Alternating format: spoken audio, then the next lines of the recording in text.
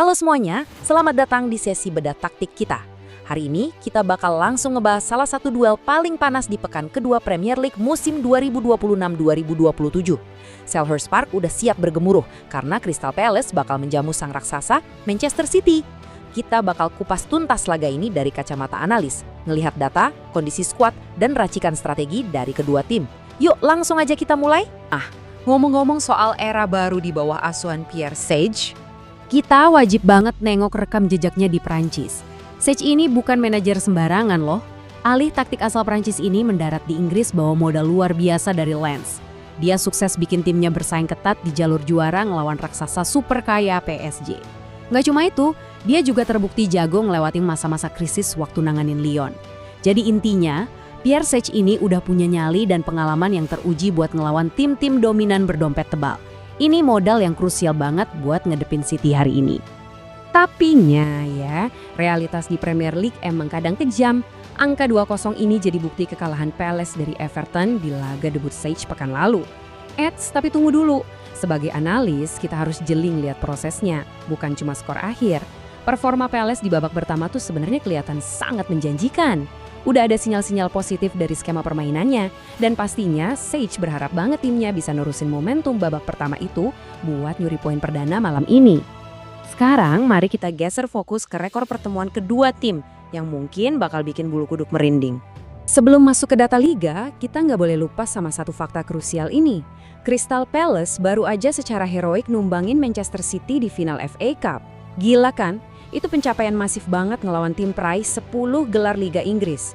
Kemenangan ini pasti masih nempel banget di ingatan para pemain. Buat Palace, ini bukti nyata kalau City itu bisa dikalahkan. Tapi di sisi lain, buat City, ini bensin murni buat ajang balas dendam. Tapi coba deh kalian perhatiin statistik liga ini. Ini realitas yang super pahit buat Palace kalau main di kandang sendiri.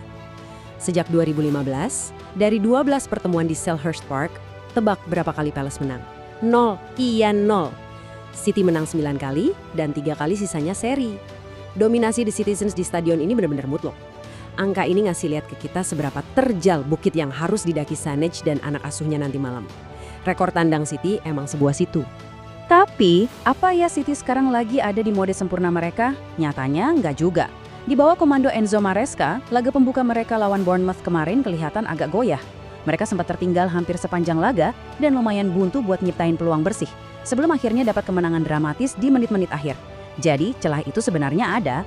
Maresca harus putar otak buat naikin kualitas permainan timnya secara drastis kalau mau rekor dominan di Selhurst Park ini tetap terjaga. Terus, gimana dengan kondisi amunisi dari kedua kubu? Yuk kita cek update skuad terkininya. Ada kabar buruk nih buat Palace. Bek tengah andalan asal Maroko, Chadi Riyad, harus ditanduk keluar karena cedera lutut akhir pekan lalu. Kemungkinan besar bakal absen panjang. Ismail Assar juga dipastikan absen karena cedera ringan, plus ada isu kencang soal kepindahannya sebelum bursa transfer ditutup. Geser ke kubu City, sayap eksplosif mereka, Jeremy Doku, juga harus menepi beberapa minggu karena cedera betis. Tapi ada angin segar buat Maresca, Elliot Anderson yang sempat kena benturan waktu lawan Bournemouth, sekarang udah fit dan siap tempur. Nah, dari kondisi skuad tadi, bakal ada beberapa duel kunci di atas lapangan yang nggak boleh kita lewatin. Mata kita wajib tertuju ke duel di lini tengah ini. Di kubu tuan rumah ada Adam Wharton, detak jantungnya lini tengah Palace tiap kali mereka pegang bola. Yang bikin makin panas, City ini baru aja ngajuin tawaran buat Wharton, tapi langsung ditolak mentah-mentah sama Palace. Di seberangnya bakal ada Elliot Anderson yang ditugasin khusus sama Maresca buat matiin pergerakan Wharton dan menguasai ruang mesin. Siapapun yang menang di duel sentral ini, kemungkinan besar bakal pegang kendali penuh atas tempo pertandingan. Geser dikit ke area sayap dan lini serang Palace, suasananya lagi penuh tanda tanya nih. Daniel Munoz dan Jean-Philippe Mateta, kabarnya santer banget bakal ninggalin London Selatan minggu depan. Munoz punya tugas super vital malam ini buat jaga keseimbangan transisi tim. Terus buat Mateta? Wah, ini bisa jadi momen terakhirnya ngasih selebrasi ikonik boom di depan pendukung Palace. Kalau emang ini laga perpisahannya, kita pasti bakal ngeliat dia main habis-habisan. Tapi dari semua racikan tadi, ancaman paling mematikan tuh ada di satu angka ini.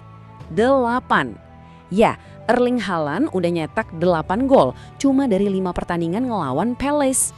Insting pembunuhnya kalau ketemu The Eagles bener-bener di luar nalar. Dan yang bikin makin bahaya, hari ini dia bakal disuplai sama Ryan Cherki yang lagi on fire abis nyetak 2 assist pekan lalu. Kombinasi Churki sebagai pelayan dan Haaland sebagai eksekutor ini jelas jadi mimpi buruk yang harus banget diantisipasi sama lini belakang Palace. Oke, setelah ngebedah semua data dan taktiknya, gimana nih prediksi akhirnya? Kalau kita gabungin semua kepingan puzzle tadi, mulai dari rekor head-to-head, performa terakhir, sampai kondisi absennya beberapa pemain kunci, logikanya mengarah ke kemenangan tipis buat Manchester City. Iya, City emang kurang greget di laga perdana, tapi Palace saat ini kelihatannya agak kekurangan amunisi dan kedalaman di lini serang mereka, apalagi dengan absennya Sarr dan rumor para penyerangnya. City harusnya punya kualitas yang cukup buat nyuri 3 poin dengan skor rendah di Selhurst Park malam ini. Jadi, buat menutup analisa kali ini, coba deh kalian pikirin ini. Di atas kertas, dominasi City dan rekor gilanya Haaland emang nyaring banget kedengarannya. Tapi ya, sepak bola kan dimainin di atas rumput hijau, bukan di atas kertas. Akankah rekor tandang buas City ini kembali makan korban? Atau jangan-jangan Pierre Sage, sosok yang pernah bikin pusing PSG ini, lagi nyiapin masterclass taktik buat bikin kejutan? Kita bakal segera temuin jawabannya di lapangan. Terima kasih udah ngikutin bedah taktik hari ini, dan selamat menikmati laganya.